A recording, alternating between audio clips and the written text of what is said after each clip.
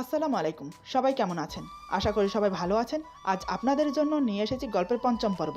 আশা করি গল্পটি আপনাদের ভালো লাগবে। তাহলে চলুন শুরু করা যাক। হঠাৎ আমার একটা আর্টিকেলের চোখ আটকে গেল। আর্টিকেলটা আমি একবার করে 4বার পড়লাম। আর্টিকেলটা পড়তে পড়তে আমার মাথা গরম হয়ে উঠল। কেন বারবার একই জিনিস ঘটে? কেনই বা বারবার আমার চোখের সামনে পড়ে? আসলে আর্টিকেলটা ছিল একটা মেয়েকে নিয়ে, কিভাবে 4জন ছেলে মেয়েটাকে ধর্ষণ করে মেরে ফেলেছে। এটা পরে বুকের ভেতরটা মোচড় দিয়ে উঠল। মনে পড়ে গেল আমার অতীতের কথা। মনটা একদম বিষিয়ে উঠল। নিজের প্রতি নিজেরই রাগ হতে লাগলো। কেন জানি না, ঘটনাটা মনে হলেই আমি অসহায় হয়ে পড়ি। তখন দুনিয়াদারি অসহ্য লাগে, ভালো লাগে না কোনো কিছুই।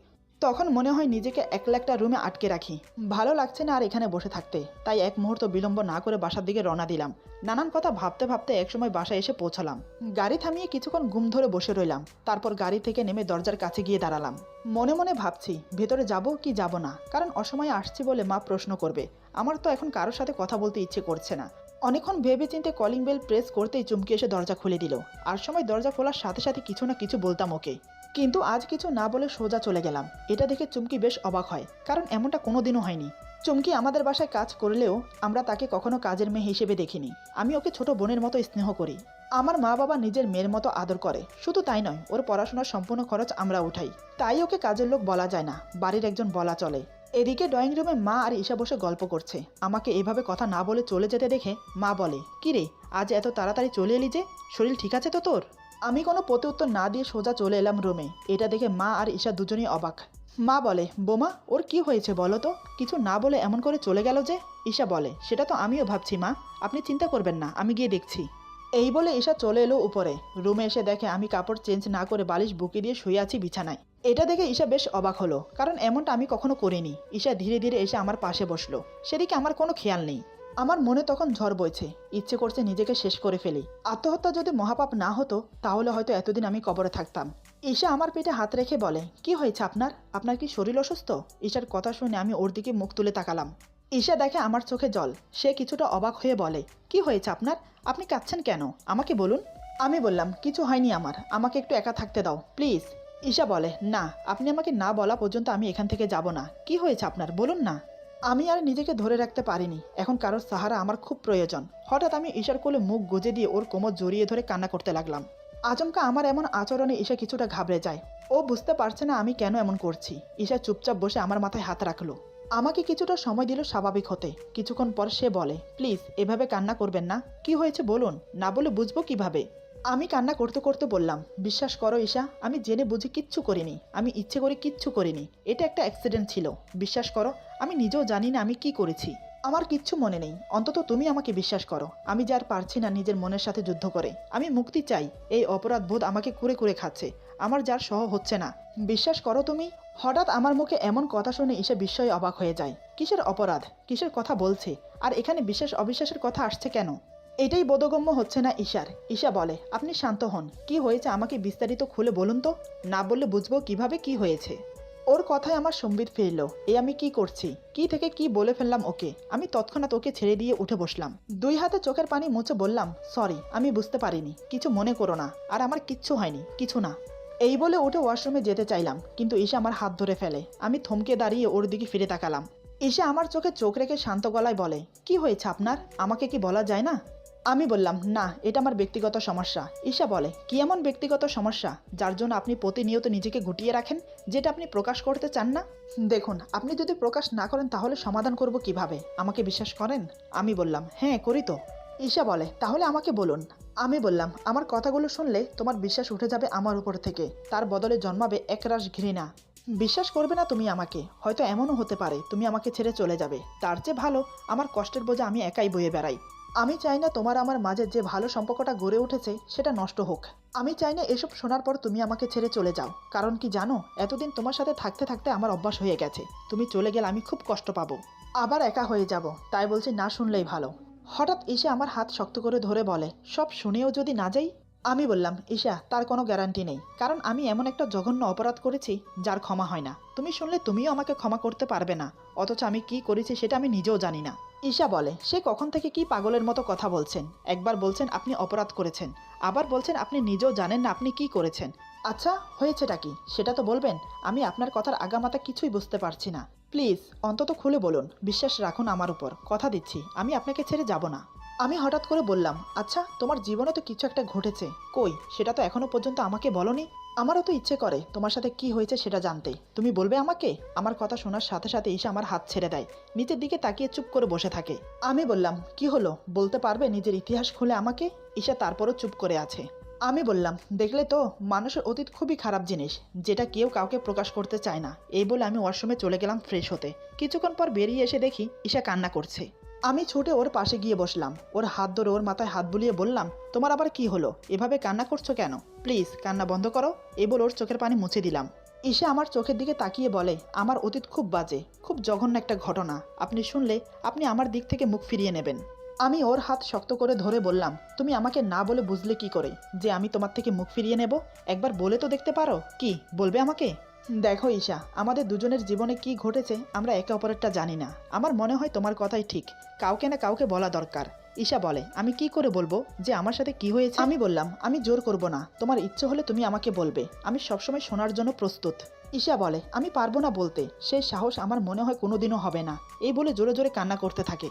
আমি ওর মাথা বুকের সাথে চেপে ধরে বললাম, এই পাগলি, কান্না বন্ধ করো, তোমাকে কিছু বলতে হবে না, আমি আর কখনো শুনতে চাইবো না। যেদিন তোমার মনে হবে যে আমাকে বলা উচিত, সেদিন আমি তোমার হাতে হাত রেখে সব শুনবো।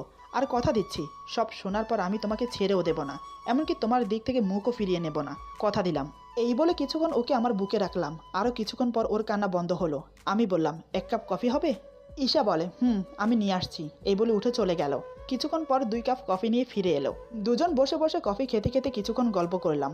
আমাদের দুজনের ব্যক্তিগত সমস্যা আর বলা হলো না। রাতে খাওয়া দাওয়ার পর আমি বেলকনিতে দাঁড়িয়ে আছি।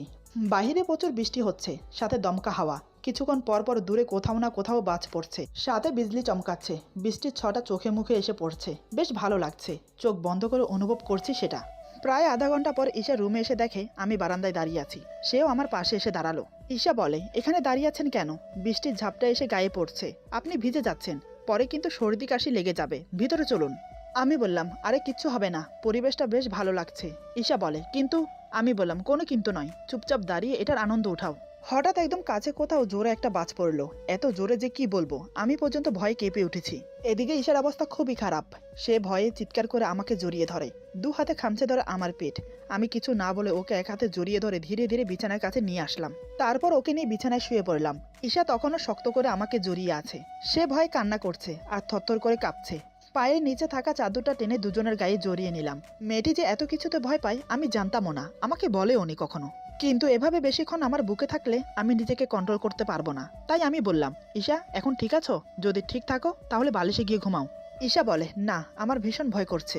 আমি বললাম, আরে আমরা এখন রুমে, কিচ্ছু হবে না, আর আমি তো আছি তোমার পাশে, ভয় পাওয়ার কিছু নেই। মনে হয় ঈশা বেশি ভয় পেয়েছে। আমার কথা শুনে চেঁচিয়ে বলে, বললাম তো আমার ভয় করছে। আমি বললাম, ঠিক আছে ঠিক আছে, তুমি এভাবে আমার বুকে থাকো। এই বলে ওকে আমি আরো কাছে টেনে নিলাম, নিজের শরীরের সাথে মিশিয়ে 2 হাতে শক্ত করে জড়িয়ে ধরলাম। দেখছি ঈশা এখনো থরথর করে কাঁপছে, ভয়ে না ঠান্ডায় সেটাই বুঝতে পারছি না। আমি ওর কপালে আলতো করে একটা চুমু দিলাম, দেখি কোনো হেলদোল নেই। এবার ওর ঘাড়ে কিস করলাম, তারপরও নড়চড় নেই। এবার আমার সাহস বেড়ে গেল, তাই আমি মাথা নামিয়ে ওর বুকে কিস করলাম, ওর গলায় কিস করলাম, কানের লতিতে কিস করে হালকা করে একটা কামড় দিলাম। তারপর ওর ঠোঁটে ঠোঁট ডুবিয়ে দিলাম, অনেকক্ষণ ধরে চুম্বন করলাম, কিন্তু ঈশার কোনো খবর নেই। এবার বুঝতে পারলাম আসলে ও চুপচাপ রয়েছে কেন, কারণ ও ঘুমিয়ে গেছে। মনে মনে বিষয়টা দেখে খারাপ লাগলো, মেয়েটি ঘুমোচ্ছে আর আমি কি করছি এই ভেবে ধীরে ধীরে ওকে ওর বালিশে শুইয়ে দিলাম। মাঝখানে বালিশ দিয়ে আমি অন্যদিকে ফিরে শুয়ে পড়লাম। সকালে ঘুম ভাঙলো ঈশার ডাকে, সে আমার জন্য চা নিয়ে এসেছে। ঘুম থেকে উঠতেই হাসি মুখে গুড মর্নিং বলল, আমিও হাসি মুখে তার প্রতি উত্তর দিলাম। বুঝতে পারলাম কাল রাতের ঘটনা কিছুই মনে নেই, মানে ও হয়তো বুঝতে পারেনি। যাক বাবা, বাঁচা গেল, নয়তো সকাল সকাল অনেকগুলো কথা শুনতে হতো। এরপর প্রায় বেশ কিছুদিন কেটে যায়, আমার আর ঈশার মধ্যে আগের কোনো বিষয় নিয়ে কথা হয়নি। অফিস ছুটিতে একদিন বাড়িতে ছিলাম। আসলে প্রত্যেক শুক্রবারে অফিস ছুটি করি আমি। সেদিনটাও ছিল শুক্রবার। দুপুরে ঘুম থেকে উঠে ফ্রেশ হয়ে জুম্মার নামাজ পড়তে চলে গেলাম মসজিদে। নামাজ শেষ করে এসে খাওয়া দাওয়া করে রুমে রেস্ট নিচ্ছিলাম। ঈশা হাতে করে 2 কাপ কফি নিয়ে এসে আমার সামনে বসে। 1 কাপ কফি আমাকে দিয়ে বলে, আচ্ছা আপনার কোনো বন্ধু নেই? আমি বললাম, আজ হঠাৎ এই প্রশ্ন? ঈশা বলে, আসলে আমি দেখিনি তো, তাই আমাদের বিয়ে হয়েছে পর্যন্ত কোনোদিন দেখিনি আপনার কোনো বন্ধুকে, তাই জিজ্ঞেস করলাম আর কি। আমি বললাম, আছে তো, তবে ওরা বন্ধু নামের কলঙ্ক, ওদের জন্য আমার জীবনটা। এই বলে চুপ হয়ে গেলাম, বাকিটা আর বললাম না। ঈশা বলে, কি এমন হয়েছে যার জন্য বন্ধুদের সাথে সম্পর্ক রাখতে চান না? আমি বললাম, থাক না সেসব কথা, অন্য কথা বলো। ঈশা বলে, আপনি সবসময় কথা এড়িয়ে যান কেন? বললে কি হয় শুনি? আজ তো আমি শুনবো, না শুনে এখান থেকে যাব না, আর আপনাকে সব বলতে হবে আমাকে। আমি বললাম, তুমি শুনে কি করবে শুনি? আমাকে ধিক্কার দেওয়ার জন্য শুনতে চাও? তুমি না শুনলেই ভালো। ঈশা বলে, আজ কোনো কথা চলবে না, আমি জানতে চাই কি এমন হয়েছে। আমি বললাম, আমিও জানতে চাই তোমার সাথে কি হয়েছে, তুমি আগে বলো কি হয়েছে তোমার সাথে। আমার কথা শুনে ঈশা কিছুক্ষণের জন্য চুপ হয়ে গেল। ঈশা বলে, আপনি বলবেন না? আমি বললাম, তুমি যদি তোমারটা আমাকে বলো, আমিও আমারটা বলবো। ঈশা বলে, আগে আপনারটা বলুন, তারপর আমারটা বলবো। আমি বললাম, গ্যারান্টি কি তুমি যে বলবে? ঈশা বলে, আমি প্রমিস করছি আমারটা আমি বলবো, তবে কথা দিন আমাকে ভুল বুঝবেন না। আমি বললাম, ঠিক আছে, ভুল বুঝবো না, তবে আমার একটা শর্ত আছে। ঈশা বলে, আবার কিসের শর্ত? আমি বললাম, সব শোনার পর আমাকে ছেড়ে যেতে পারবে না, তুমি চলে গেলে আমার খুব কষ্ট হবে। ঈশা কিছুক্ষণ ভেবে বলে, ঠিক আছে, কথা দিচ্ছি আমি আপনাকে ছেড়ে যাব না, এখন বলুন তো কি হয়েছে আপনার সাথে। আমি বললাম, ঠিক আছে, তবে এখন না, রাতে বলবো। ঈশা বলে, ঠিক আছে, আপনি বসুন, আমি আরেক কাপ করে কফি নিয়ে আসি। এই বলে ঈশা নিচে চলে গেল কফি আনতে। কিছুক্ষণ পর কফি নিয়ে উপরে এলো। দুজন কফি খেতে খেতে কিছুক্ষণ গল্প করলাম। রাতে সবাই একসাথে খাওয়া দাওয়া করে যার যার রুমে চলে গেল। আমি আর ঈশা 2 কাপ কফি নিয়ে ছাদে চলে গেলাম। ছাদে বসার জন্য চেয়ার টেবিল আছে, তবে আমাদের ছাদে রেলিং নেই, পুরো ছাদ খোলামেলা, কারণ ছাদে তেমন কেউ আসে না, ছাদের দরজা সবসময় তালা লাগানো থাকে। এই প্রথম আমি আর ঈশা আমাদের ছাদে এলাম। আমাদের বাড়িটা দোতলা, অনেক বড় বাড়ি। যাই হোক, আমি আর ঈশা পাশাপাশি চেয়ারে বসে কফি খাচ্ছি। ঈশা বলে, এবার বলুন কি এমন ঘটনা যার জন্য সবসময় নিজে কষ্ট পান? আমি বললাম, তার আগে তুমি আমাকে একটা কথা দাও, আমাকে ভুল বুঝবে না, এমনকি আমাকে ছেড়ে যাবে না। ঈশা আমার মুখের দিকে কিছুক্ষণ তাকিয়ে থেকে বলে, কথা দিলাম, যাই হয়ে যাক, আমি আপনাকে ছেড়ে যাব না। আমি বললাম, জানি না ঘটনাটা শোনার পর তুমি কতটুকু বিশ্বাস করবে আমাকে, তবে বিশ্বাস করো আমার কিচ্ছু মনে নেই, আর আমি সজ্ঞানে কিচ্ছু করিনি। যাই হোক, তোমাকে ঘটনাটা খুলে বলি। আজ থেকে প্রায় 3 বছর আগের ঘটনা। আমরা 5 বন্ধু একসাথে মাস্টার ফাইনাল এক্সাম কমপ্লিট করি। এক্সাম শেষ হওয়ার পর আমরা সবাই মিলে ঠিক করি কোথাও ঘুরতে যাব। ভেবেচিন্তে ঠিক করলাম কক্সবাজার ঘুরতে যাব। তারপর আমরা 1 সপ্তাহের জন্য গেলাম। ভালো একটা হোটেল বুকিং করলাম। হোটেলের নাম লং বিচ হোটেল। 5 বন্ধু 3টি রুম বুক করেছি। আমার বন্ধুদের মধ্যে হাবিব আর রিফাত এক রুমে, ওদের রুম নাম্বার হলো 107। আর সুমন ও সুজন এক রুমে, ওদের রুম নাম্বার হলো 108। আমার রুম নাম্বার হলো 109। কারণ আমার একা থাকতে ভালো লাগে, তাই।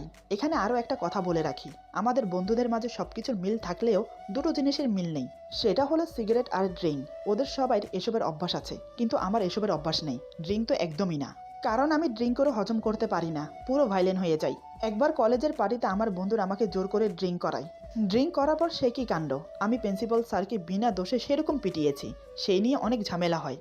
ভালো ছাত্র বলে বেঁচে গিয়েছিলাম, তারপর থেকে আমি সেসবের ধারে কাছে যাই না। যাক সেসব কথা, আসল কথা বলি। কক্সবাজারে যাওয়ার পর 6 দিন বেশ ভালোই কাটলো। ঘুরে ফিরে পিকনিক করে বেশ এনজয় করেছি। হাতে বাকি রইল আর একদিন, সেদিনের পরের দিন সকালে আমরা চলে আসব। সারাদিন ঘুরে ফিরে রাতে খাওয়া দাওয়ার পর সবাই আড্ডা দিতে বসেছি লনে। আমার বন্ধুরা সবাই মিলে ড্রিঙ্ক করছে, আমি সেসব খাই না দেখে আমার জন্য জুস আনা হয়েছে। কিন্তু আমি কি করে জানবো ওরা আমার জুসের ভেতর হুইস্কি মিলিয়ে দিয়েছে? এমনভাবে মিশিয়েছে একটু টের পাইনি আমি। সেদিন আমি এক এক করে 4 গ্লাস জুস খেয়েছি। জুস খাওয়ার কিছুক্ষণ পরই মাথাটা কেমন যেন ঘুরতে লাগলো, সামনের সবকিছু কেমন যেন ঝাপসা হতে লাগলো। ধীরে ধীরে নেশা চড়ছে আমার। বেশ কিছুক্ষণ পর বুঝতে পারলাম ওরা আমার জুসে হুইস্কি মিলিয়েছে। তখন আমি কথা বলার অবস্থায় ছিলাম না, এমনকি তখন আমার কোনো হোশ নেই। তারপর কখন কিভাবে উপরে এলাম, কি হয়েছে কিছুই মনে নেই। পরের দিন সকালে যখন ঘুম ভাঙলো, তখন আমি অন্য একজনের রুমে নিজেকে আবিষ্কার করলাম, তাও সারা শরীরে রক্তাক্ত অবস্থায়। যার রুমে নিজেকে আবিষ্কার করলাম সে ছিল একটা মেয়ে। কি বলবো তোমাকে ঈশা, অ্যাকচুয়ালি ডোন্ট মাইন্ড। মেয়েটি ছিল আমার সামনে সম্পূর্ণ নগ্ন অবস্থায়, গায়ে এক বিন্দু কাপড় নেই, পুরো শরীরে কামড় আর নখের আঁচড়ের দাগ, বিছানার চাদর বালিশ, এমনকি মেয়েটার শরীরে রক্তে মাখামাখি হয়েছিল। প্রথম দেখে তো আমি ঘাবড়ে যাই, কি হয়েছে, কিভাবে হয়েছে, কেমন করে হলো, কিছুই মাথায় আসছে না। আর আমি কেমন করে এখানে এলাম সেটাও জানি না। এখন আমি কি করব তাও বুঝতে পারছিলাম না। তবে এতটুকু শিওর হয়েছি যে মেয়েটার সাথে যা হয়েছে সেটা আমিই করেছি, তা না হলে আমার শরীরে এত রক্ত এলো কিভাবে? ঘরের দরজা তো ভেতর থেকে বন্ধ। এখন চিন্তার বিষয় মেয়েটা কি বেঁচে আছে না মরে গেছে তাও জানি না, কারণ কোনো নড়চড় নেই, একদম স্থিরভাবে শুয়ে আছে। আমি ভয়ে ভয়ে উঠে মেয়েটির নাকের সামনে হাত দিয়ে চেক করে দেখলাম নিঃশ্বাস পড়ছে কিনা। দেখলাম মেয়েটি বেঁচে আছে। একটা চাদর দিয়ে প্রথমে মেয়েটির শরীর ঢেকে দিলাম, তারপর হসপিটালে ফোন করলাম। ফোন কেটে দিয়ে 1 মিনিটও দাঁড়ালাম না, কাপুরুষের মতো সেখান থেকে পালিয়ে আসলাম। জানি না মেয়েটা বেঁচে আছে কিনা মরে গেছে। আমি ভুল করেছি জানো, আমার উচিত ছিল নিজের দোষ স্বীকার করে পুলিশের কাছে ধরা দেওয়া, কিন্তু কেন জানি না সেদিন আমি কাপুরুষের মতো ভেগে চলে আসলাম। জানো, মেয়েটির চেহারা দেখার সাহস হয়নি আমার, কারণ তার চেহারা চুল দিয়ে ঢাকা ছিল, তাই আমি তাকে দেখতে পাইনি। সেই থেকে এই পাপের বোঝা মাথায় নিয়ে ঘুরে বেড়াচ্ছি আমি আর পারছি না। আচ্ছা ঈশা, তুমি বলো আমার কি করা উচিত ছিল, এখানে আমার দোষ কতটুকু? একটানা কথাগুলো নিচের দিকে তাকিয়ে বললাম, একবারের জন্য ঈশার দিকে তাকাইনি। আমার কথাগুলো শুনতে শুনতে ওর মুখের প্রতিক্রিয়া কিরকম হলো তাও আমি জানি না। এদিকে ঈশা চুপচাপ পাথরের মূর্তির মতো আমার কথাগুলো শুনছিল। ওর মাঝে কোনো হেলদুল নেই, যেন ও কাঠের পুতুল হয়ে গেছে। আমার কথা শুনতে শুনতে হয়তো সে ঘটনাস্থলে চলে গেছে। এতক্ষণ আমি খেয়াল করিনি ঈশার চোখ থেকে টপ টপ করে জল পড়ছে। কথাগুলো শোনার পর থেকে ওর মনের ভিতরে তোলপাড় শুরু হয়েছে। আচমকা বিনা মেঘে বজ্রপাত হচ্ছে। এবার আমি ওর মুখের দিকে তাকালাম, দেখি ও আমার দিকে অপলেখীনভাবে তাকিয়ে আছে। আমি তাকাতেই চোখের পানি গোপন করতে অন্যদিকে ফিরে গেল। আমি যেন বুঝতে না পারি চোখের পানিটা তাড়াতাড়ি মুছে নিল। আমি বললাম, আমি জানি তুমি আমাকে বিশ্বাস করবে না, হয়তো ভাবছো এমন আবার হয় নাকি, কিন্তু আমি কি করে বোঝাবো এমনটাই হয়েছে আমার সাথে।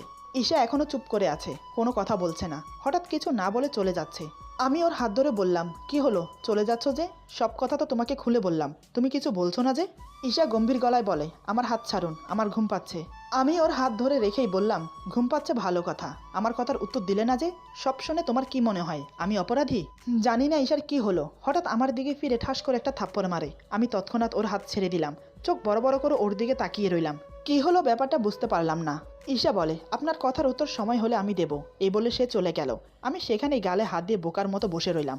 বেশ কিছুক্ষণ ভাবনায় ডুবে রইলাম। মেয়েটি কথায় কথায় আমার গায়ে হাত তুলে কেন? আমি কিছু বলি না বলে সাহস বেড়ে যাচ্ছে? মেয়ে বলে সম্মান করছি, তা না হলে এক একটা থাপ্পড়ের উসুল আমি নিতাম, কিন্তু এখন আমাকে থাপ্পড় মারলো কেন? তাহলে কি ও আমাকে বিশ্বাস করেনি? এইসব নানান কথা ভাবতে লাগলাম। তারপর উঠে ধীরে ধীরে রুমে চলে গেলাম। রুমে গিয়ে দেখে আরেক কাণ্ড। ঈশা বিছানায় না শুয়ে সোফায় শুয়ে আছে। কিন্তু কেন? তাহলে কি আমার উপর থেকে ওর বিশ্বাস উঠে গেল? আমার কথা ও কি কিছুই বিশ্বাস করেনি? আমি মনে মনে যেটা ভেবেছিলাম সেটাই হলো। আসলে আমার ভাগ্যটাই খারাপ। হয়তো আমার কপালে সুখ জিনিসটা লেখা নেই। এইসব ভেবে বিছানায় শুয়ে পড়ি। এদিকে ঈশা না ঘুমিয়ে কান্না করছে আর আমার কথা ভাবছে। এতদিন একটা রেপিস্টের সাথে সংসার করছি, একটুও টের পেলাম না। ওনার কথা কতটা সত্য সেটা আমি বুঝবো কিভাবে? হয়তো উনি নিজে করে সব মিথ্যে বলছে। এমনটা কখনো হয় নাকি আমি জানি, কিন্তু আমি এখন কিছুই বলবো না, দেখি সামনে কি হয়। কিন্তু আমি কিভাবে ভুলে যাব সব? এসব ভাবতে ভাবতে ঘুমিয়ে পড়লো। সকালে ঘুম ভাঙলো ঈশার ডাকে। ঈশা বলে, এই যে শুনছেন, সকাল হয়ে গেছে, উঠে পড়ুন, তা না হলে আপনার চা ঠান্ডা হয়ে যাবে। একদম স্বাভাবিক ব্যবহার করছে ঈশা, এমন মনে হচ্ছে রাতে কিছুই হয়নি। কিন্তু আমি তো বারবার ভুলে যেতে পারি না। আমি ওর ডাকে উঠে বসলাম। ঈশা আমার থেকে কিছুটা দূরে দাঁড়িয়ে আছে। এমনটা এই প্রথম হলো। আমাদের বিয়ে হয়েছে পর্যন্ত কখনো সে এত দূরে দাঁড়িয়ে আমাকে চা দেয়নি। ব্যাপারটা আমার কাছে অবাক লাগলো। ঈশা কি আমাকে ভয় পাচ্ছে? তা না হলে এমন আচরণ করছে কেন? আমি বললাম, তোমাকে আর কষ্ট করে আমার জন্য চা আনতে হবে না, কাল থেকে চুমকিকে বলে দিও আমার জন্য চা নিয়ে আসতে। ঈশা বলে, আমি থাকতে হঠাৎ চুমকি কেন চা নিয়ে আসতে যাবে? আমি বললাম, কারণ তুমি আমাকে ভয় পাচ্ছ। যেটা আমি ওই মেয়েটার সাথে অজান্তে করেছি সেটা আমি আবার তোমার সাথে করে না ফেলি, তাই তুমি আমাকে বিশ্বাস করনি। আমি জানতাম সব শোনার পর তুমি এমনই করবে, তাই বলছি, ভয় পাওয়ার কিছু নেই। আমি তোমার সাথে জোর জবরদস্তি কখনোই করব না। আজ থেকে তুমি খাটে ঘুমিও, আমি সোফায় ঘুমাবো। চাটা রেখে যাও, আমি ফ্রেশ হয়ে আসছি। একটানা কথাগুলো বলে চলে গেলাম ওয়াশরুমে। ঈশা আমার দিকে হাঁ করে তাকিয়ে আছে, তার মুখ দিয়ে কোনো কথা বের হচ্ছে না। আমার কথা মতো চাটা রেখে সে নিচে চলে গেল। আমি ফ্রেশ হয়ে চাটা খেয়ে নাস্তা না করেই চলে গেলাম অফিসে। ঈশাকে বিয়ে করার পর এই প্রথমবার আমি নাস্তা না করে অফিসে চলে গেলাম। কারণ ঈশার প্রতি রাগ হচ্ছে আমার। মেয়েটি আমাকে অবিশ্বাস করলো। এই 6-7 মাস ওর সাথে সাংসারিক অভিনয় করে যাচ্ছি। আজ পর্যন্ত আমি ইচ্ছাকৃতভাবে কখনো ওকে টাচ করিনি। তবে ও যখন আমাকে জড়িয়ে ধরেছে তখন আমি ওকে টাচ করতে বাধ্য হয়েছি। মেয়েটি আমাকে এতদিনে এই চিনল। ও আমাকে কথা দিয়েছিল ও আমাকে বিশ্বাস করবে, কিন্তু এখন সে পুরো পাল্টে নিয়ে গেল। কিন্তু কেন? আমাকে কি বিশ্বাস করা যায় না? সত্যি কি আমি খারাপ? মাথাটা ভোঁ ভোঁ করছে, আর চাপ নিতে পারছি না, তাই কাজে মন দিলাম। সারাদিন একটি বারের জন্য বাড়িতে ফোন করিনি। এমনিতে প্রতিদিন একবার দুইবার ফোন করে সবার সাথে কথা বলে নিই, কিন্তু আজ একটি বারের জন্য ফোন করেও ঈশার খবর নেইনি। মেয়েটি আমাকে ভাবে কি? কথায় কথায় আমাকে থাপ্পড় মারে। আমি কিছু বলি না বলে তাই অনেক হয়েছে, আর না। এবার যদি এমন কিছু হয় তাহলে উল্টো থাপ্পড় ওর গালে বসিয়ে দেব। আবার মনের ভেতর থেকে অজান্তেই বলে উঠলাম, সত্যি কি পারবো ওকে থাপ্পড় মারতে? ওর মায়াবী চেহারাটা দেখলেই তো সবকিছু ভুলে যাই। থাপ্পড় মারবো তো দূরের কথা, মুখ ফুটে ওকে বকাও তো দিতে পারি না। জানি না কোন মায়া বেঁধেছে মেয়েটি আমাকে। এসব ভাবতে ভাবতে কাজ করতে লাগলাম। দেখতে দেখতে দুপুর পেরিয়ে সন্ধ্যা হলো। হাতের কাজ শেষ করতে করতে আরেকটু সময় লেগে গেল। প্রায় রাত 8টার দিকে আমি বাসায় ফিরলাম। কলিং বেল প্রেস করতেই চুমকির বদলে আজ ঈশা এসে দরজা খুলে দিল। এটা দেখে আমি বেশ অবাক হলাম, কারণ আজ প্রথম সে দরজা খুলতে এসেছে। এর আগে কখনোই সে দরজা খুলতে আসেনি। আমি কিছু না বলে সোজা উপরে চলে গেলাম। মা বাবা তখন নিজের রুমে ছিল। ঈশা উপরে না এসে চুমকির সাথে হাতে হাত লাগিয়ে টেবিলে খাবার সাজাচ্ছে। কিছুক্ষণ পর উপরে আসলো আমাকে ডাকতে। ততক্ষণে আমি ফ্রেশ হয়ে কাপড় চেঞ্জ করে বসে আছি। ঈশা এসে বলে টেবিলে খাবার দেওয়া হয়েছে, চলুন খেয়ে নেবেন। আমি কিছু না বলে পাশ কাটিয়ে চলে গেলাম। ঈশা খুবই স্বাভাবিক আচরণ করছে সবার সাথে, এটা দেখে আমি বেশ অবাক হলাম। সবাই একসাথে গল্প করতে করতে খাবার শেষ করলাম। আমি রুমে আসার সময় চুমকিকে বললাম, চুমকি আমাকে এক কাপ কফি দিয়ে যা তো রুমে। চুমকি একদিকে মাথা কাত করে বলে, ঠিক আছে ছোট ভাইয়া। এটা দেখে তো ঈশা রেগে মেগে আগুন, চোখ ছোট ছোট করে আমার চলে যাওয়ার দিকে তাকিয়ে আছে। মনে মনে বলে খাওয়াচ্ছি আপনাকে চুমকির হাতের কফি। এই ভেবে চুমকিকে বলে, তুমি এগুলো পরিষ্কার করে তোমার পড়া নিয়ে বসো। চুমকি বলে, কিন্তু ভাবি ভাইয়ার কফি। ঈশা বলে, আমি নিয়ে যাচ্ছি, আজ তোমার ভাইয়াকে স্পেশাল কফি বানিয়ে খাওয়াবো, যেটা সে জীবনেও খায়নি। চুমকি অবাক হয়ে বলে, সেটা আবার কিরকম স্পেশাল ভাবি? ঈশা বলে, সেটা তুমি বুঝবে না, পরে তোমাকে বুঝিয়ে বলবো, এখন তুমি যাও। ঈশার কথা মতো চুমকি চলে গেল। চুমকি চলে যাওয়ার পর ঈশা আমার জন্য কফি বানিয়ে নিয়ে এলো। আমাকে কফিটা দিয়ে বলে, আপনার জন্য স্পেশাল কফি, একবার খেলে জীবনেও ভুলবেন না, বারবার খেতে চাইবেন। আমি ওর কথায় কিছু না বলে চোখ ছোট ছোট করে ওর দিকে তাকিয়ে রইলাম। কি এমন আছে এই কফিতে যার জন্য এমন করে বলছে? কথাটা ভাবতে ভাবতে কফিটা মুখে দিলাম। মুখে দিতেই আমার 12টা বেজে গেল। বেসিনে গিয়ে ফেলানোর সময় নেই, ওখানেই থু করে ফেলতে চাইলাম, কিন্তু তার আগে হঠাৎ ঈশা যা করলো তার জন্য আমার অবস্থা আরো খারাপ হয়ে গেল। মেয়েটি যে আমার সাথে এমন করবে আমি কল্পনায়ও ভাবতে পারিনি। এদিকে আমার অবস্থা খুবই খারাপ, কি করব কি করা উচিত সেটাই বুঝতে পারছি না। এরপর যা হলো, আজকের গল্প এখানে সমাপ্ত। গল্পের বাকি অংশ পেয়ে যাবেন আগামী পর্বে। আশা করি গল্পটা আপনাদের ভালো লাগবে। সবাই ভালো থাকেন, সুস্থ থাকেন, আল্লাহ হাফিজ।